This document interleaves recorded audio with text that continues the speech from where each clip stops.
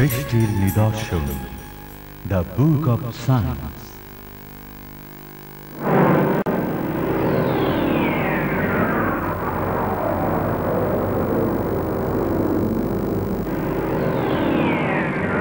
মহাবিশ্বের স্রষ্টা বিজ্ঞানময় গ্রন্থে ঘোষণা করেছেন,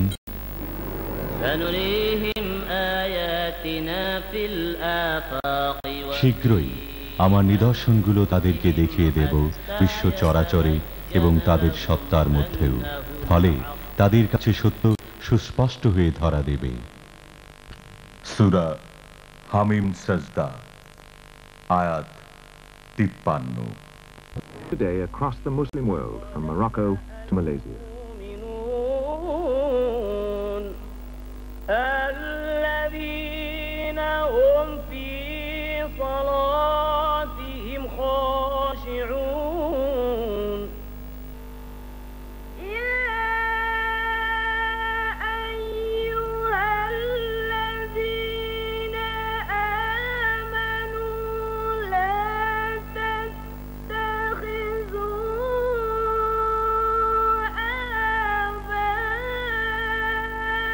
آباءكم وإخوانكم قل إني نهيت أن أعبد الذين تدعون من دون الله।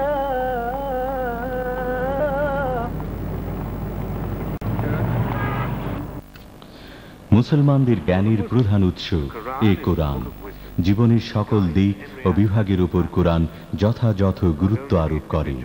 এই কোরআন ব্যক্তির আচার আচরণ, স্বভাব প্রকৃতি ও সমাজ কাঠামো নির্মাণে বিশেষ ভূমিকা রাখে।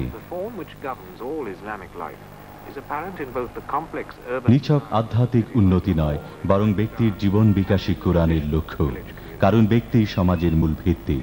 কোরআন তার অনুসারীদের মধ্যে সামাজিক দায়িত্ববোধ সৃষ্টি করে এবং পরস্পরের প্রতি কর্তব্য পালনের নির্দেশ দেয়।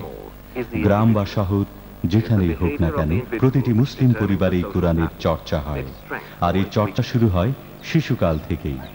এইভাবেই প্রতিটি মুসলিম ইসলামের নিয়ম কানুন, আদব কায়দা ও হুকুম সম্পর্কে শিক্ষা লাভ করে। Whether urban or rural, this is learnt and understood from a very early age.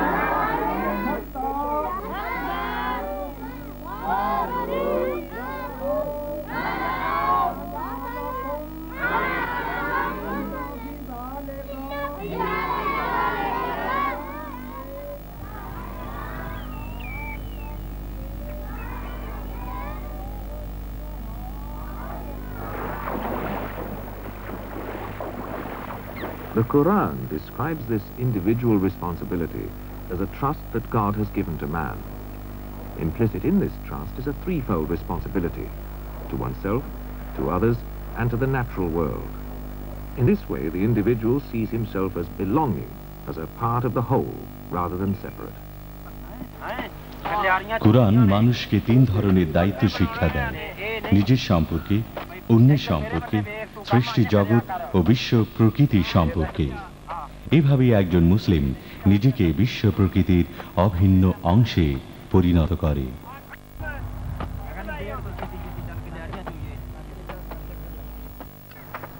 কোরআন আমাদের দৈনন্দিন জীবন যাপনের পথ নির্দেশ দেয়।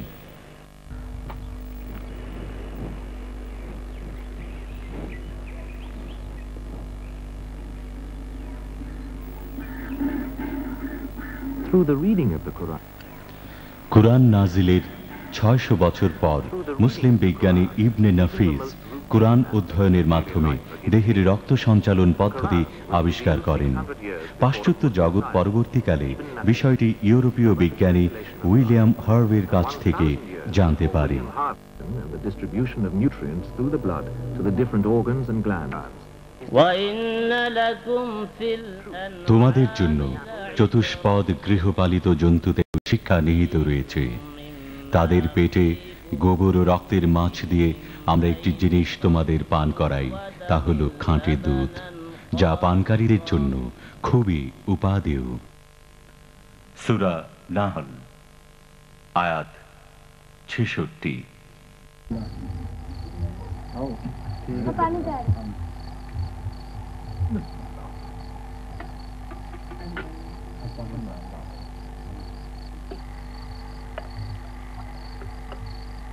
बिस्मिल्लाहिर्रहमानिर्रहीम।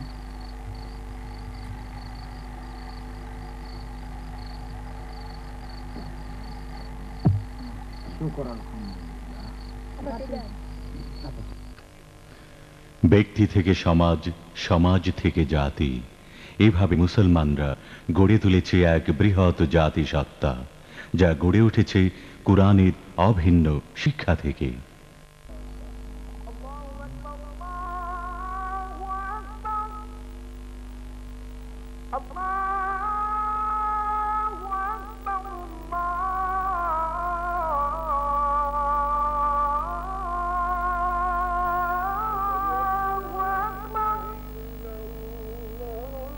أشهد أن لا إله إلا الله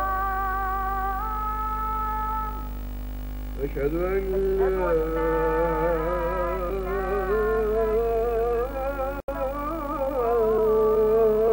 إله إلا الله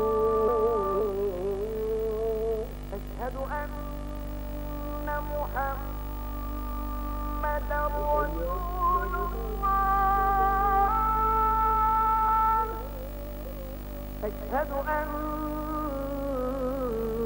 محمدا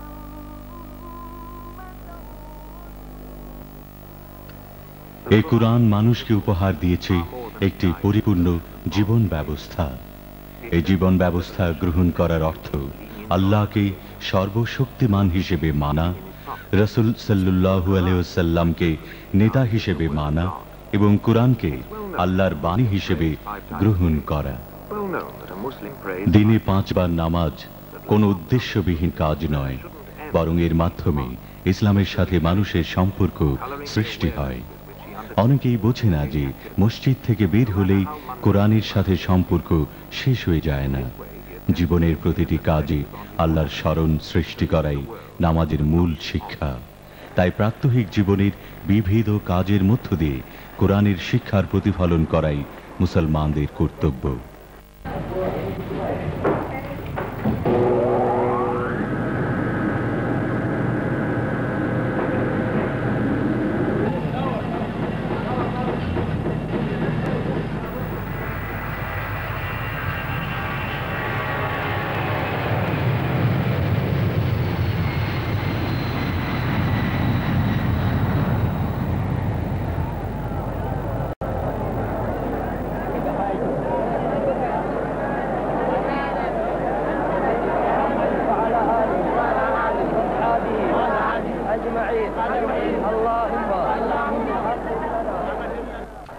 বর্তমান বিশ্বে 100 কোটিরও বেশি মুসলিম বসবাস করছে। দেশ, ভাষা, সংস্কৃতি ও রাজনৈতিক দিক থেকে তারা বিভক্ত হলেও আল্লাহর উপর ঈমান ও কুরআনের শিক্ষার দিক থেকে তারা অভিন্ন, অখণ্ড। বর্তমান সময়ের মানুষ, বিশেষ করে পশ্চিমা জগতের মানুষ, বৈজ্ঞানিক শিক্ষায় অগ্রসর হলেও আধ্যাত্মিক মূল্যবোধের দিক থেকে অন্ধকারে নিমজ্জিত। ইসলাম কখনোই ধর্ম ও বিজ্ঞানের মধ্যে সংঘাত স্বীকার করে না। মরহুম ডক্টর ইসমাইল ইউ ফারুকি একজন বিশিষ্ট ইসলামী চিন্তাবিদ হিসেবে খ্যাতিমান। তিনি বলেছেন, Because you cannot be a Muslim if you do not fulfill the terms of the Khilafah. একজন প্রকৃত মুসলিম আসলে একজন বিজ্ঞানী, কারণ মুসলমান আল্লাহর খলিফা। খিলাফতের দায়িত্ব পালন না করে কেউ মুসলমান হতে পারে না, এবং খিলাফতের দায়িত্বের অংশ হিসেবে প্রকৃতিকে উপলব্ধি করতে হবে ও প্রকৃতির সাথে নিজেকে খাপ খাইয়ে চলতে হবে। এখানে প্রকৃতি বলতে শুধু গাছপালা, নদী, নালা, পাহাড়, পর্বত নয়, মানুষের নিজের গঠন প্রণালীও বোঝায়। প্রকৃতি রহস্য আবিষ্কার এজন্য প্রয়োজন যে এর মধ্যে লুকিয়ে আছে আল্লাহর সৃষ্টি রহস্য, তার মহিমা ও বিশালত্ব। তাই প্রকৃতির রহস্য যার কাছে যত বেশি উদ্ঘাটিত হবে, সে ততই আল্লাহর মহিমা উপলব্ধি করতে পারবে। প্রভুত্ব কায়েম করার উদ্দেশ্যে প্রকৃতিকে জানা মুসলমানের লক্ষ্য নয়, প্রকৃতি মানুষের জন্য আল্লাহর উপহার। মানুষের জীবন ধারণ এবং আল্লাহর নির্দেশ পালনের জন্যই প্রকৃতিকে আল্লাহ মানুষের অধীন করে দিয়েছে। He is trying to master or to subdue. Not at all. The Muslim goes to nature because nature is a gift from Allah, which Allah has made musakhar, that is to say, subservient to man, in order that man may live and may fulfill the commandments of Allah.